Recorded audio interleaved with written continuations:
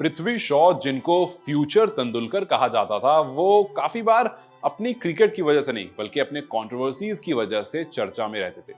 अब जाकर के फाइनली वो क्रिकेट की वजह से चर्चा में आएंगे, लेकिन इससे पहले आपने उनको उनके मोटापे को लेकर के या हाल ही में उनके गुस्से को लेकर के या फिर अभी एक बहुत बड़ा किस्सा सामने आया था जहां पर एक फैन के साथ सेल्फी ना लेने पर या बार बार फैन का पूछने पर और उनका मना करने पर और इतना ज्यादा गुस्सा हो जाना कि वो लड़ाई में तब्दील हो जाना, लड़कों को ले आना, और वो काफी बड़ी कंट्रोवर्सी हो गई थी, इस पर उन पर केस भी हो गया था और इन सब कारणों में वो अक्सर चर्चा में रहते थे।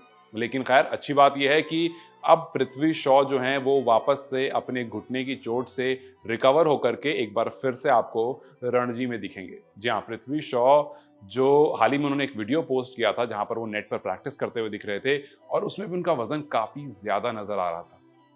फिर लोगों ने काफी ज्यादा ट्रोल किया था कि ये वही इंसान है ना जिसको एक टाइम पर आप कहते थे कि फ्यूचर सचिन बनेगा, क्योंकि हर बड़े रिकॉर्ड जिसका आप नाम लो या बहुत सारे रन का अगर नाम लो फर्स्ट क्लास क्रिकेट में या उससे पहले स्कूल लेवल पर, तो वहां पर उनका नाम जरूर आता था। खैर अभी की बात करते हैं। तो करीब 6 महीने के इस पूरे ड्यूरेशन के बाद पृथ्वी शॉ ने वापस से अपनी फिटनेस हासिल की है और मुंबई का युवा बल्लेबाज क्रिकेट के मैदान पर वापसी के लिए पूरी तरह से तैयार है। मुंबई क्रिकेट एसोसिएशन एमसीए ने उन्हें रणजी टीम में वापस से शामिल कर लिया और यह फैसला लिया गया है एनसीए की हरी झंडी दिखाने के बाद। एनसीए वही नेशनल क्रिकेट एसोसिएशन जहां पर जब भी कोई खिलाड़ी इंजर्ड होता है तो वहां जाकर के उसको अपने आप को दोबारा से रिकवर करना होता है। जहां फिलहाल केएल राहुल भी गए हुए हैं, जहां पर रविंद्र जडेजा भी गए हुए हैं और वो भी अपनी इंजरी से पूरी तरह से रिकवर होने के बाद वहां से जब हरी झंडी मिल जाएगी उसके बाद ही वो टीम में शामिल हो सकते हैं। और उसी तरह से पृथ्वी शॉ को फर्स्ट क्लास क्रिकेट के लिए फिट माना गया है।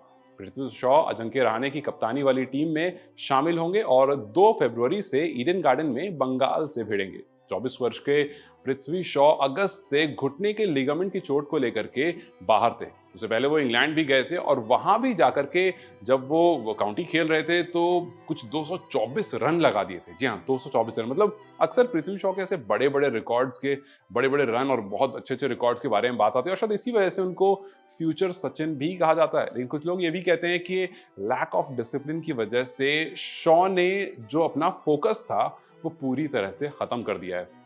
तो खैर शॉ की वापसी देरी से इसलिए हुई क्योंकि एनसीए उनकी फिटनेस को लेकर के बहुत ज्यादा स्ट्रिक्ट था, क्योंकि उनकी फिटनेस को लेकर के लगातार सवाल हो रहा था और एनसीए उनके ऊपर वर्कलोड लगातार बढ़ा रहा था। क्योंकि जिस तरह से आपने रोहित शर्मा के बारे में काफी सुना होगा कि रोहित शर्मा के मोटापे को लेकर बहुत बात चलती है।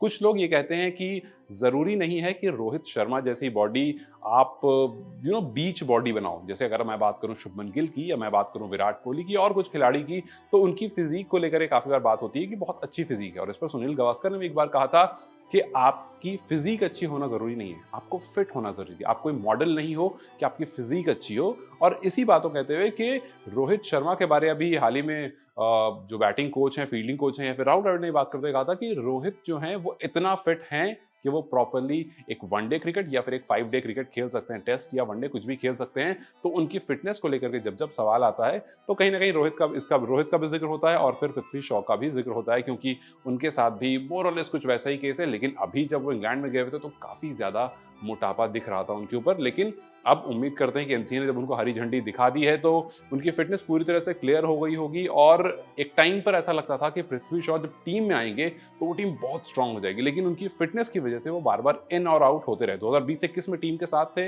लेकिन उसके बाद वो उसको ज्यादा कंटिन्यू नहीं कर पाए। वही रिकी पॉन्टिंग जिनके साथ उन्होंने दिल्ली कैपिटल्स में रहे हैं, वो वहां पर रिकी पॉन्टिंग में काफी तारीफ करते हैं कि पृथ्वी शॉ का जो पूरा खेलने का स्टाइल है वो बहुत अच्छा है, लेकिन maybe lack of discipline की वजह से वो कहीं ना कहीं रह और शायद इस वजह से उनको बहुत मौके भी दिए जाते हैं। तो चलिए उम्मीद करते हैं कि वो पहले रणजी में अच्छा परफॉर्म करें, फिर आने वाले आईपीएल में अच्छा परफॉर्म करें और जल्द से जल्द टीम में भी वापसी करें। लेकिन अब इतने सारे कंपटीशन के बीच में क्या पृथ्वी शॉ अपने आप को प्रूव करके वापस से टीम में आ पाएंगे? नहीं, एक बड़ा सवाल है। क्या आपको लगता है कि पृथ्वी शॉ इन सारे कंपटीशन को बीट करके एक बार फिर से टेस्ट, ओडीआई या फिर टी20 में ओपनिंग करते हुए दिखेंगे? अपनी राय मुझे कमेंट सेक्शन में जरूर बताएं। इस वीडियो को लाइक और शेयर जरूर करें और जाते जाते चैनल को सब्सक्राइब करते जाएं।